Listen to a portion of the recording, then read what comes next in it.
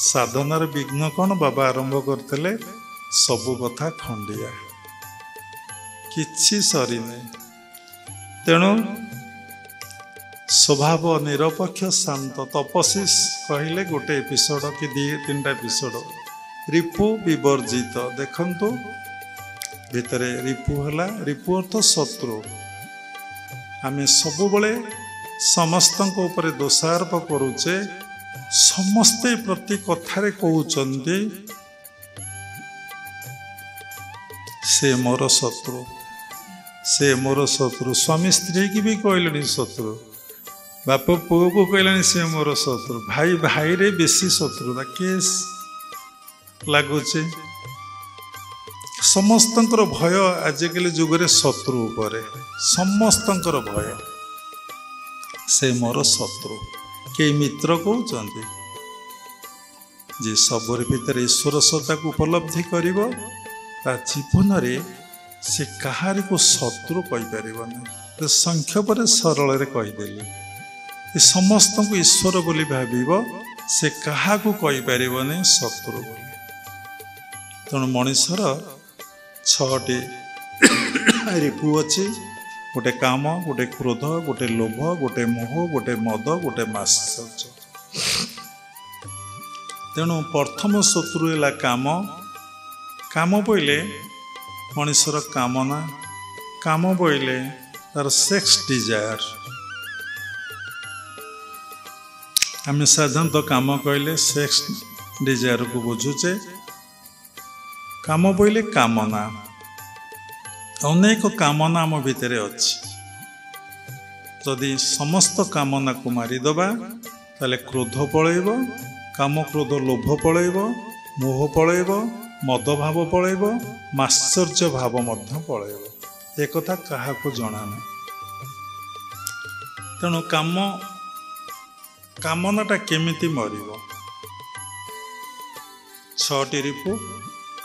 Fast हूँ कामना जे आमर गोटे शत्रु आम एक कथा जाने। कामना आसिले किति जे आनंद, कोठा करी, गाड़ी चढ़ी, पाठ पढ़ी, चाकरी करी, टंका रोजगार करी, बिल्डिंग करी, टंका डिपोजिट करी, किति अनंत कामना, अनंत कामना कही हब ना। कामना को मारिदेवे क्रोध मरीजिव, लोभ मरीजिव, मोह मरीजिव, मद मरीजिव, मात्सर्य मरीजिव। तेणु आमर रिपुगुण हेले 6टी रिपु। तेणु आमे ये 6टी रिपु विषय भल कि सचेतन आमे न हो। जदि आमे जानिचे अलग लोक पर आमे दोषारोप केमिति करूचे। तेणु आम भितर जनक भितर काम चिंता अच्छे। प्रश्न उठे आउ जन भितर काम चिंता ना। पुणी प्रश्न उठे का भितर सत कामना अच्छी, का भितर असत कामना रही। सत कामना केवल ईश्वर चिंता व्यतीत कौनसी चिंता ना, केवल भगवत चिंता। भगवान को दर्शन करी, अनुभव करी, मु से मिठा खाइबी, अलग लोक से मिठाटा देवी खुआइबी, मु रस को आस्वादन करी, अलग लोक को से रस आस्वादन करिया को देवी। मन रे प्रश्न उठे कहिबी काहाको सुनिबो किए, कहिबी काहाको सुनिबो किए। जे कहूची से ही शुणुची, कहिबी काहाको सुनिबो किए। जदि जने ब्रह्मदर्शी तत्वदर्शी जदि आत्मारे परमात्मा ठारे अवस्थापन करी थाए, से देखिबो समस्ते भगवान, एवरीथिंग इज गॉड, ईश्वर सर्वभूतानां। से कहिबो काहाको, से काहाको कहिबो, किए बा शुणिबो। जे शुणिबो सी होउची से, जे शुणुची से होउची से, जे कहूची से, जे शुणुची से। यही बोध आम मानकर आसिलानी, प्रवचक मानर प्रवचिका मानकर यही बोध आसीची। କହିବି କାହାକୁ କିଏ ବା ଶୁଣିବ? ଯିଏ କହୁଛି ସେ ହିଁ ଶୁଣୁଛି। କେତେ ବଡ଼ କଥା।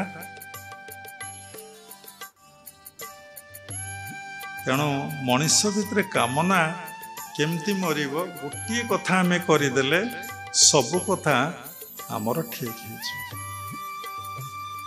କାମନା ମନରେ ଆସେ, ବାସନାରୁ କାମନାର ସୃଷ୍ଟି। କାମନା ଅଛି ସୂକ୍ଷ୍ମ ଶରୀରରେ, ବାସନା ଅଛି କାରଣ ଶରୀରରେ। ସବୁରି ମୂଳରେ ହେଉଛି ଯଦି ଆପଣଙ୍କର ଶ୍ୱାସ ପ୍ରଶ୍ୱାସ କୁମ୍ଭକ ହେଇଗଲା, ତାହେଲେ ଆପଣଙ୍କର ବାସନା କାମନା ମରିଯିବ। ଗୋଟେ ଶ୍ଲୋକ ଅଛି ଭଗବତ ଗୀତାରେ, ଜ୍ଞାନାଗ୍ନି ସର୍ବକର୍ମାଣି ଭସ୍ମସାତ୍ କୁରୁତେ ତଥା। ତେଣୁ ଜ୍ଞାନାଗ୍ନି ସର୍ବକର୍ମାଣି ପ୍ରାରବ୍ଧ ସଞ୍ଚିତ କ୍ରିୟମାଣ ଭସ୍ମସାତ୍ କରିଦେବ। କିଏ? କୁରୁତେ ତଥା, ଅର୍ଜୁନକୁ ଭଗବାନ କହୁଛନ୍ତି। ତେଣୁ ଜ୍ଞାନାଗ୍ନିଟା କ'ଣ? ମୋ ଘରେ ଜ୍ଞାନ ଦୀପ ଜାଳି ଅଜ୍ଞାନ ଖଣ୍ଡ ବନମାଳି। ତେଣୁ ମୋ ଭିତରେ ଗୋଟେ ଛୋଟିଆ ପ୍ରଶ୍ନ ଏବଂ ଛୋଟିଆ ଉତ୍ତର, ଯଦି ଜ୍ଞାନାଗ୍ନିଟା ଜଳିଯିବ ତାହେଲେ ସମସ୍ତ ପ୍ରାରବ୍ଧ ସଞ୍ଚିତ କ୍ରିୟମାଣ ଆମର ଭୋଗ ହେଇଯିବ। କଥା ପଦେ ପଦେ କି ଆମେ କହୁଛେ ମୋ ଭାଗ୍ୟରେ ଏଇଆ ଥିଲା, ମୋର ପ୍ରାରବ୍ଧଟା ଏଇଆ, ଆକ୍ସିଡେଣ୍ଟ ହେଇଗଲା, ମୋ ଭାଗ୍ୟରେ ଥିଲା। ଆଜି ବହୁତ ସମ୍ପତ୍ତି ପାଇଲେ, ଐଶ୍ୱର୍ଯ୍ୟ ପାଇଲେ, ମୋ ଭାଗ୍ୟରେ ଥିଲା। ମୋ କର୍ମରେ ଥିଲା। ଦି ପ୍ରକାର କଥା ଲୋକ କହୁଛନ୍ତି, କର୍ମରୁ ହିଁ ଭାଗ୍ୟ। ତେଣୁ ଭାଗବତରେ ଲେଖା ଅଛି, ଭୂତାତ କର୍ମ ପାଦେ ସେବ କର୍ମ ନାହିଁ ଅନ୍ୟ ଦେବ। ତେଣୁ କାମନା ମାରିଦେଲେ, ଦେଖନ୍ତୁ ଆଜି ଲୋକ ବହୁତ ରାଗୁଛନ୍ତି। 50 ବର୍ଷ ପରେ ବା ପୂର୍ବରୁ କେହି ଏତେ ରାଗୁ ନଥିଲେ। କାହିଁକି? ଲୋକମାନେ ସରଳ ଥିଲେ, ସାଧାରଣ ଥିଲେ, ନିଷ୍କପଟକ ଥିଲେ। ସରଳ ସଂଜ୍ଞା ଆପଣମାନଙ୍କୁ ଜଣା ନାହିଁ, ପଚାରିଲେ କହିପାରିବେନି। ସତ୍ସଙ୍ଗ ସରୁ ପ୍ରଶ୍ନ ଉତ୍ତର କାର୍ଯ୍ୟକ୍ରମ ହେବ। କେତେଜଣ ଆପଣମାନେ କହିବେ ଦେଖିବା। ସରଳ ଅର୍ଥ ଯାହାର ଭିତର ଆଉ ବାହାର ସମାନ। ଭିତର ଆଉ ବାହାରଟା ହେଉଛି ସମାନ। ସେ ଯାହା କହେ ତା ଭିତରେ କିଛି ନଥାଏ। ଗଣ୍ଠି ନାହିଁ, ସରଳ ବାଉଁଶ, ଗଣ୍ଠି ଗଣ୍ଠିଆ ବାଉଁଶ, ଗଣ୍ଠି ନାହିଁ, କିଛି ତା ଭିତରେ ନାହିଁ। ଆରେ ଖୋଲା ଲୋକଟାରେ କ'ଣ ଖୋଲା ଲୋକ ମେଲା ହେଇଛି?